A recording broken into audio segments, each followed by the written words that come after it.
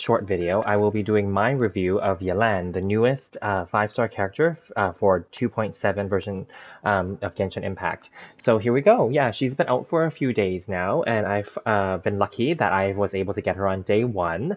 And I was also lucky that I was able to get Aqua Simulacra for her right after as well. So super happy there. I've been spending a little bit of time building her. I did not fully pre-farm for her because again, I wasn't sure that I would win the 50-50, and similarly, I didn't know that I would go for the weapon banner or even like I was just gambling with it, so to speak, like taking my chance. I mean, and I was lucky, so I was farming their equipment, and today, earlier today, I was able to get her weapon maxed out finally. So yeah, let's just get to it then. Let's just start building her. Let's just start talking about her build. I mean, and talking about my thoughts about her, and we're gonna definitely use her to fight the Fire Flower boss over there. Yeah, so let's just get to it. So she's super user-friendly to use. Now, as you can see, I don't have her at level 90 yet because, like I said, I didn't farm her fully yet. I'm still missing a few of the boss pieces, but we're getting close. We're getting very close. And as you can see, my crit rate is not the highest, but let's just go over my stats. Of course, we all want our crit rate as high as possible, but we also want her crit damage high as possible. Luckily, I do have the Aqua Simulacra, so that helps because it gives a nice 88% crit damage, which we'll talk about. I don't have her energy as high as I would like it to be, and I did try my best within what I have already from my emblem set, and I talk about that afterward. Now, you can ignore the resistance, because that's because I have 4 different characters here, so to get that bonus, and I'll talk about that in her talents as well.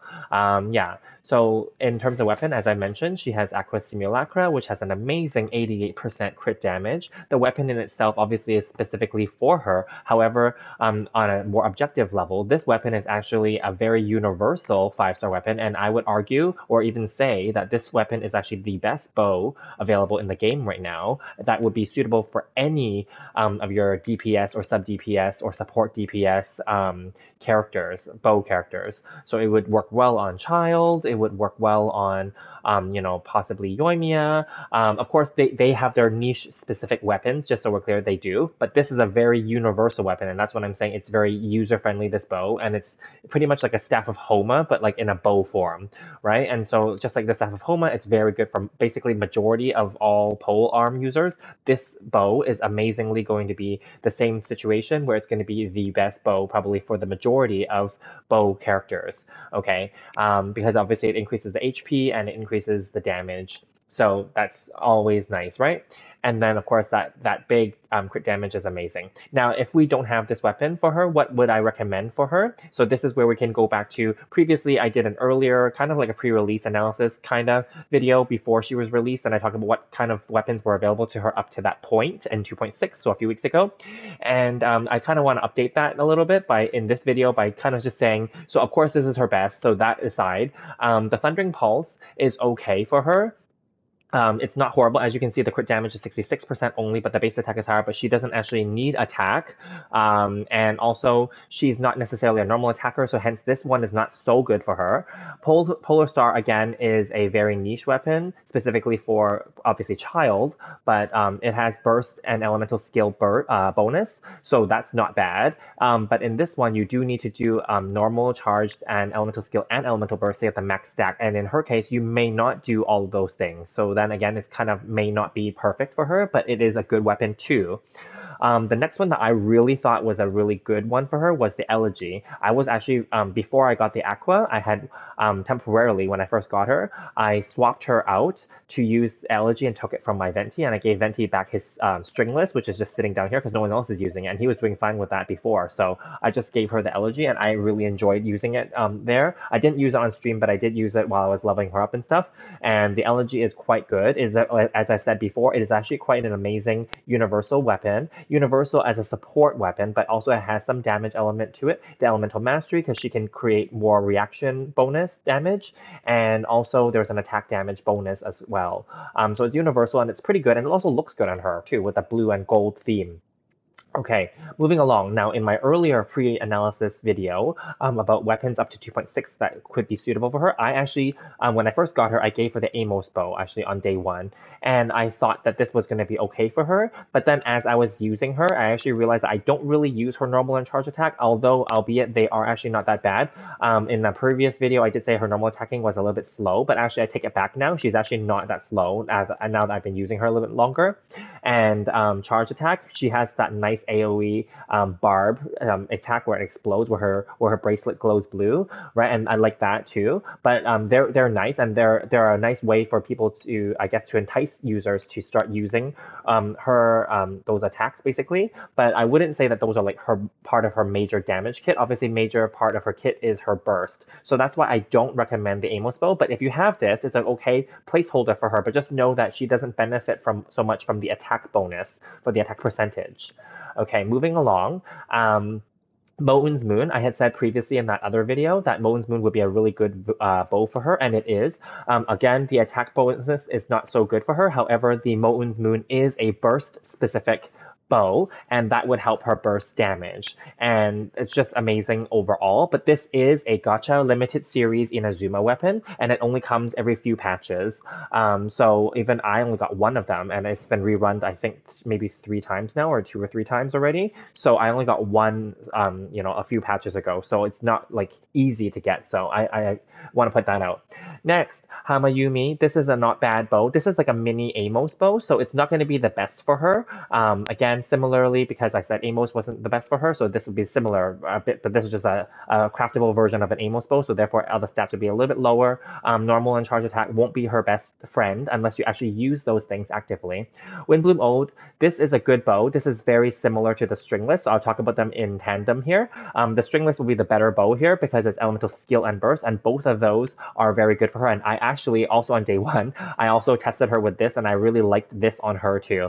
I actually preferred this over the Amos bow. And then, of course, not everyone has the elegy. So if you have a stringless, this is actually not a bad option for her. It also looks really good on her with the blue and the gold and the glowing blue string there. It looks really good. So these are similar. The Windmill Ode, not many new players will have this because this is from 1.4, and this was a specific limited series event bow. And similarly, you get an attack bonus for the elemental skill though. So that's why stringless is better, but it is a gacha weapon, and because elemental burst is her primary damage, but it at least is a flat 48% at R5 for both skill and burst. Okay, moving along, Favonius Warbow is not bad for her. Again, this is a very universal placeholder weapon that's good for any bow user, especially early, mid-game, or free-to-play friendly players. You get one in the storyline already. So this is not a bad bow because you get the energy recharge. Now, to proc the passive sustainably, you do have to make sure that she has good crit rate. The good thing about her kit is that she actually ascends with crit rate bonus. So as long as her crit rate is 50% or more, preferably as high as possible, like 60s or 70s is more sustainable, then she will crit more often and therefore generate more energy. So this is not bad. Compound bow we can skip. It's not her bow. Basically, long and the short of it, this is a physical damage bonus bow. It's not really for her. If you're early game and you're free to play, completely strictly free to play, and you have nothing else, then sure. But definitely this will be a placeholder. And again, this relies on normal and charge attacks, which is not going to be her thing. The other bow that I don't have that's craftable is the Crescent, the prototype Crescent. That one's where you do charged attacks on weak points. And again, that will not apply for all enemies. Okay, and then lastly, we have the Alley Hunter. I'm skipping this Predator because this is like a specific weapon that's only R1 maximum and it's for Aloy, so I'm skipping that. We have these, we have 3 more actually to talk about. So, I skipped over it here actually, because I went down this way, I see. So actually here, Black Cliff, so I have a few more, sorry. Black Cliff, this is a really good weapon too for the stat stick aspect of it. It looks actually really nice too with the red glowing. The crit damage is a nice bonus, obviously not comparable to, obviously, her 5-star signature Aqua Simulacra, but this is a nice one and you can get it through the Paimon shop every other month.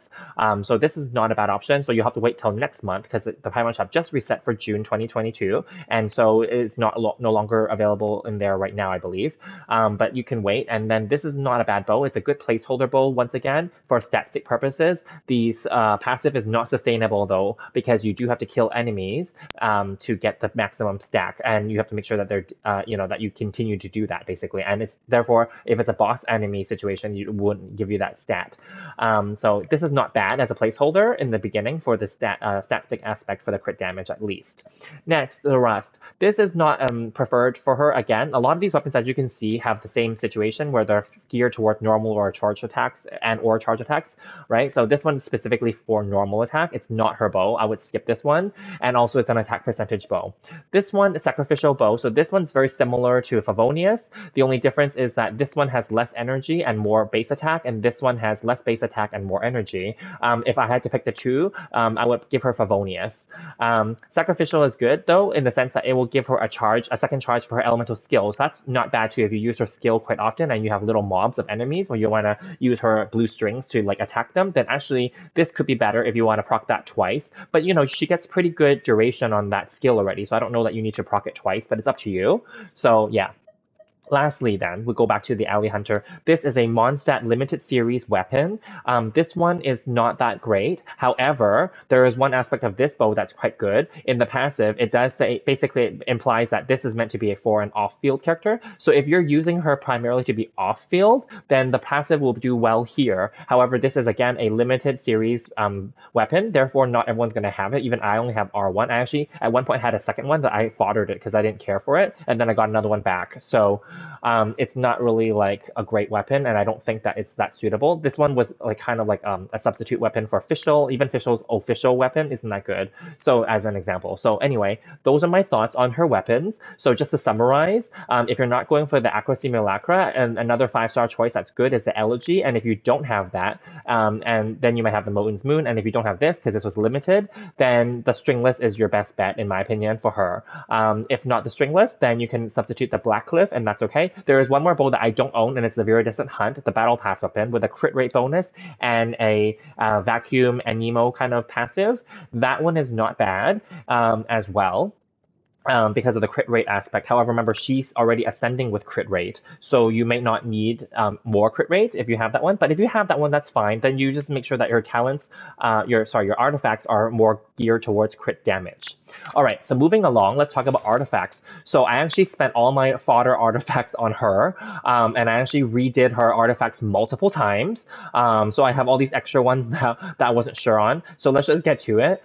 So I gave her Emblem of Severed Fate, but people that watched my earlier streams when I had her earlier, I actually did a 2-piece Wanderer set because I wasn't sure, because those are placeholders, and that was okay for the Elemental Mastery bonus. And then I did Gladiator just as a placeholder. But in addition, you can also, I can see doing like Shimenawa doing good, the two newest artifacts, the Vermilion and the Echoes, they also have a plus 18% attack if you want that. However, I wouldn't say that the attack bonus is good anymore. That's why I kind of shied away from that afterward.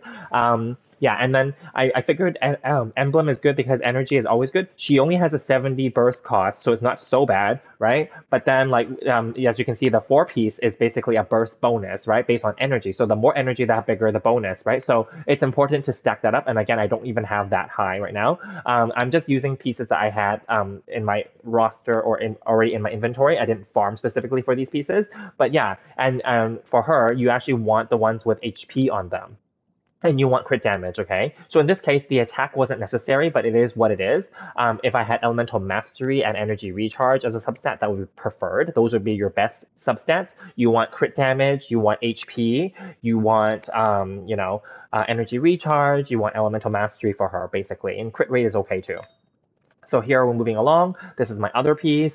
And then so I just went over a bunch of different pieces with her. And then this one, okay, for the Sands, you can go for HP or attack, but because she scales off of HP specifically, and she's actually apparently the only character that just has a straight scaling, whereas all the other characters that has HP to them, it's like a portion of it, or it's like an aspect of it, or it's only the base HP, like Kokomi's case. It's not like straight, like complete off of whatever her total is. Hers is a straight total HP. Therefore, the higher her HP, the more damage she gets. It's just that simple. There's no other aspect to it. There's no base HP, etc. It's just total. So that's why I had an attack percentage on her, and then I switched it out to an HP percentage one here. Even this substat, the defense one, is crap, but this is what it is. And then this one, I had another Hydro damage one that was part of the emblem set. But anyway, I took this one because I wanted to make sure her crit rate was above or close to 50. When I get her to level 90 out of 90, she will be basically right at 50. She'll be at 49.9. So I don't have it yet, but that's what I'm aiming for.